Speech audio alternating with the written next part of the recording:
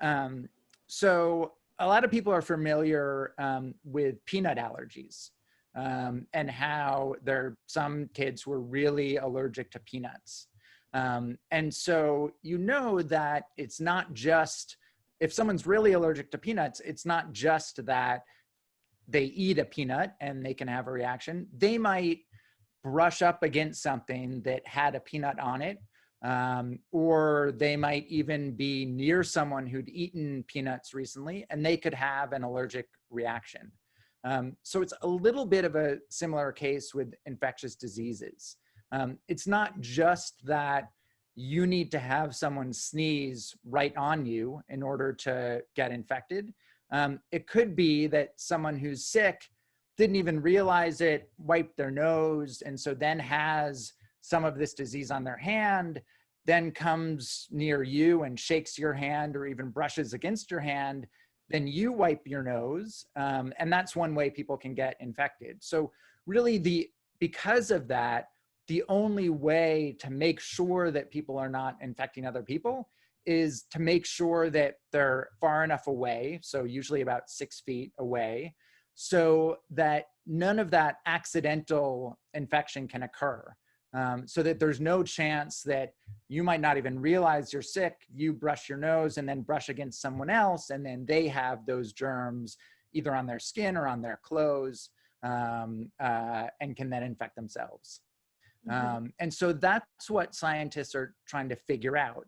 They know that the coronavirus, like infectious diseases, is spread through person-to-person contact, but it's not just walking next to a person. You need to get some of what is causing the infection on you, and then usually not only on you, but into your mouth or your ears or your eyes.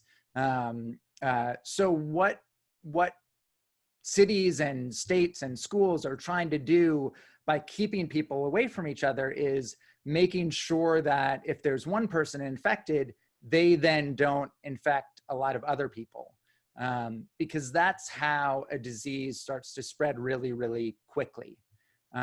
Right now, again, they're still trying to figure out exactly what the rate of transmission is, but it looks like every person who's infected with coronavirus is infecting around 2.5 other people, if they're not isolated.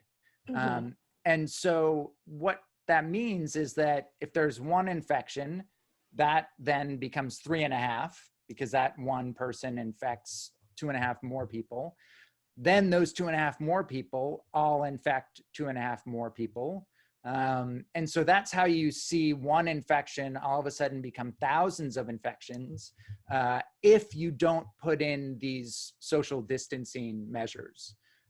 So that's what people are trying to do. And another thing about this coronavirus is that you can have the disease and infect other people before you show any signs of being sick.